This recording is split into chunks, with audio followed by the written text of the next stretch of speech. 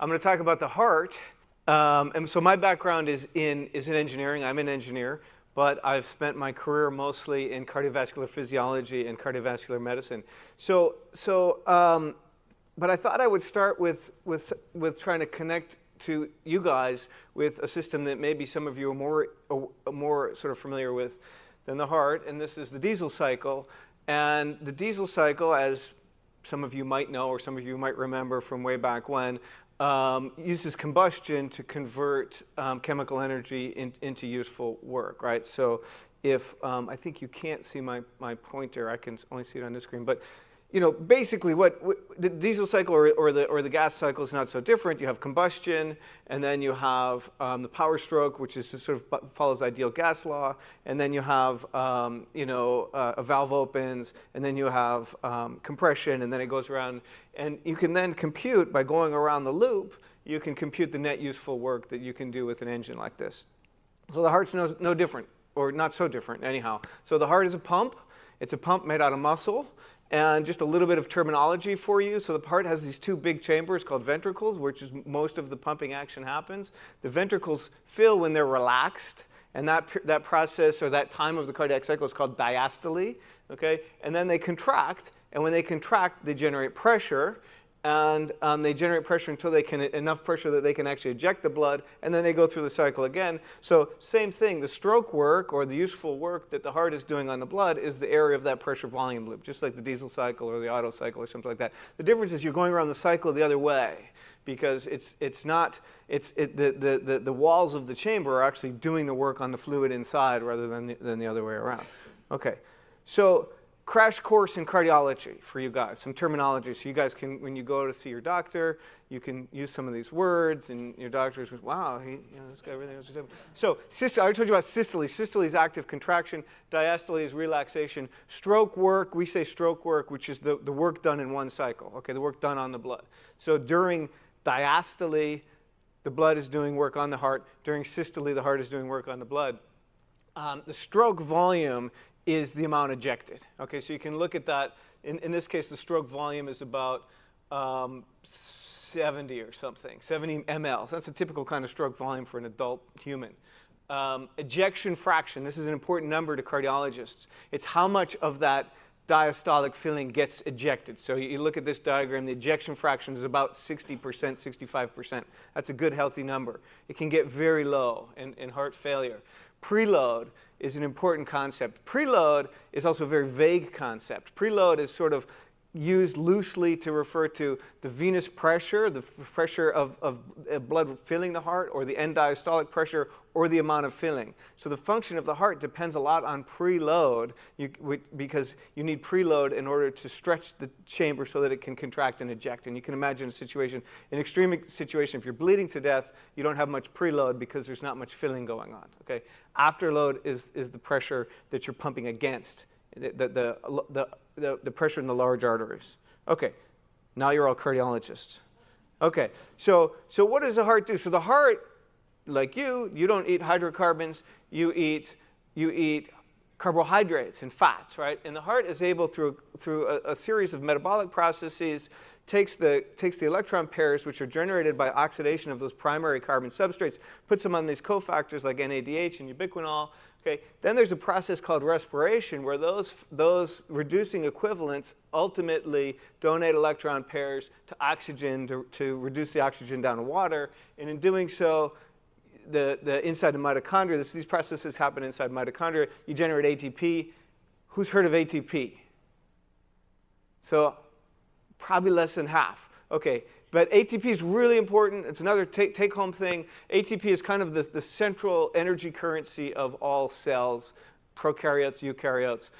You don't know what that means either. But so it doesn't matter. It doesn't matter. So anyway, it's the hydrolysis of ATP, adenosine triphosphate. It gets hydrolyzed to ADP, adenosine diphosphate, plus a phosphate. That hydrolysis process provides the chemical free energy which drives everything cells do. And in the heart, most of that goes to actually force generation and contraction and doing work.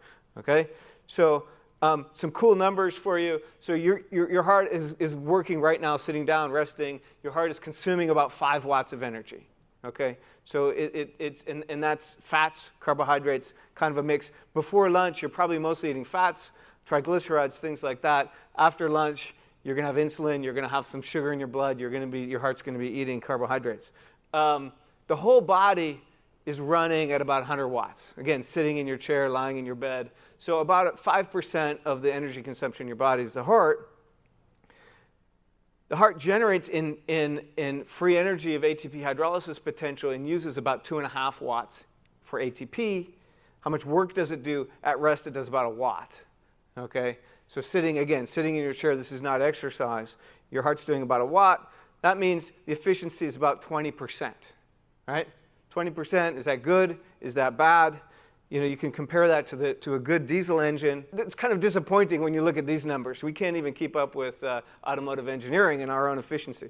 We can talk about why we're not really evolved to be efficient, I think, at lunch if you want. Okay, so there's lots of processes underneath this sort of high-level diagram about converting fuels to work. This is a diagram of some of the chemical processes that are going on inside mitochondria. This is the kind of thing you might see in a biochemistry textbook. We do model-based research, and we want to build a model to simulate these processes. So, you know, this looks a little bit like a block diagram, right? And you have to realize that underneath every one of these blocks, there's a lot of detail. So most of the blocks in this diagram, which represent mitochondrial metabolism, are enzymes or transporters. And so if we want to understand one of these enzymes, we purify the enzyme, we do experiments on it, we interrogate it using a variety of spectroscopic techniques, and we try to get at the kinetics and the catalytic cycle, and we might build a model for that block. Okay? And we do that block by block. This is an ion transporter, or a proton pump inside the mitochondrial membrane. Same kind of thing. We want to put all that together into a model. Okay, so it's really kind of complicated and messy. And so we built a tool that we use and some of our collaborators use. I don't think it's not really widely used in the community. It's very specialized. But what it does is it allows us to instantiate a model by just listing off maybe 15 enzymes that are inside the mitochondria in some kind of an input function. And then it brings in information about biochemical thermodynamics from large databases, information about enzymes and transporter kinetics, okay? And then it spits out what I just found out this morning is called plain code, plain MATLAB code, or .m. So I guess old-fashioned MATLAB. So we do this because trying to code this up by hand is impossible. It gets really complicated. Some of these 2,000 lines of code, which might be for 15 enzymes, are very, very long because they're very complicated expressions that get built. And so this is available if anybody wants to have a look at it. It's not a professionally packaged piece of software. It's a piece of research code that we use, but we distribute it to anybody who's interested. We put that model together, and then we can start doing experiments. So something we can do experimentally is we can take mitochondria out of the heart, we can put it in a test tube, okay, and then we can interrogate that mitochondria via all kinds of techniques where we can actually measure some of these state variables that are really important state variables. So you can measure the state variables, not all state variables. You can do real-time monitoring with spectroscopy or different methods, and we can then perturb the system in all kinds of different ways and try to validate our mitochondrial model. Okay, mitochondria. I should have told you, who's heard of mitochondria? Should have actually, okay, more people than have heard of ATP. That's good. So in your heart this is the thing that's generating the ATP that is making your heart pump. It's also the thing that's consuming all the oxygen, okay, which is why you have to have coronary blood vessels to perfuse the heart, because the heart needs oxygen for mitochondria, okay? Your heart is about 1/3 by weight mitochondria, so more than any other tissue, okay? It's an energy-consuming, oxygen-consuming tissue, okay? All right. On the mechanics side, so we want to understand the mechanics. So sort of trying to simulate and understand what's called sliding filament theory goes back to this fellow named Andrew Huxley. And so the way that muscles work is they have long parallel proteins, which are arranged in a way that was sort of worked out by X-ray scattering back in the 50s. There's a diagram there. And there's little cross connections between those sliding filaments, and they ratchet along. And as they ratchet along, they hydrolyze ATP, and they can generate force, and they can slide for contraction. Okay, so you know we put models of this sort of thing together based on the framework that goes back to the 50s, by Huxley, we can do things that Huxley couldn't do because we have MATLAB, right? So these sliding filament models, the ones that capture dynamics properly, tend to be distributed models because they have a probability distribution of strain, so they're partial differential equations. They become a little bit expensive. And what we did on top of maybe doing some more clever, more powerful simulations than Huxley is we added the biochemistry on top of these kind of models so we could actually make these models dependent on the energy state or the free energy of ATP hydrolysis and the kinetics. Just out of curiosity, who's heard of Huxley? So one of the most famous names in science, famous families, who's heard of Thomas Henry Huxley? Thomas Henry, one person, come on. So Thomas Henry Huxley, Darwin's bulldog, that's Andrew's grandpa, okay? And many other famous Huxleys in this long line of famous British aristocracy of science and literature, Aldous Huxley and others. Okay, he won the Nobel Prize, not for this, but for other completely different work on neurons. Okay, so here's an experiment that, we didn't do this experiment, but here's an experiment that is done all the time in muscle. You take a muscle, it's contracted, and you do a slack restretch kind of thing. Okay, you let it go and you let it go like that. And you measure the force. And the force has this redevelopment time, okay? It's a dynamic system. So if this was an elastic material, you wouldn't have time constants here, right? It's a viscoelastic material, but it's an active viscoelastic material. And so now when we put our model together, we can simulate this experiment, and we can look at how inorganic phosphate tends to speed up what's called the force redevelopment time. And so this is kind of a validation of the model. It says, oh, if we simulate this experiment, it does the same thing as the experiment, which is really cool. This is not a human model. This is for rat myocardium. But not only does this allow us to validate the model against an experiment which was not used to identify the model, but it tells us, oh, the dynamic function of the muscle actually depends on these metabolite concentrations. So there's a connection between metabolism and function. Okay? And so we're really interested in that connection between metabolism and function. And I'm going to skip ahead because I'm not talking fast enough. But what happens is if you look in humans at cardiac power, how much power can you generate in exercise, it turns out to be a really important predictor of mortality. And so these are just two groups in the middle here. We're looking at these survival curves for people who at exercise can generate more than about 2 watts or less than about 2 watts. And if you're in the less than about 2 watts, you're in a few years, you've got a less than 40% chance of being around. So we now have models of how metabolism changes in heart failure, and we can now predict, and that's this sort of statistical range on the right, we can predict the relationship and how these metabolite pools and metabolic functions also change with age, and we can predict how maximum cardiac power goes down with age, and we can do pretty well compared to data, so that's kind of interesting. Really quickly, heart failure is a big deal, okay? So everybody in this room, you've got about an even chance of this is what's going to kill you, okay? And so what the clinical presentation of heart failure is shortness of breath, intolerance to exercise, edema, congestion, that sort of thing. Diagnostically, you have a reduced ejection fraction.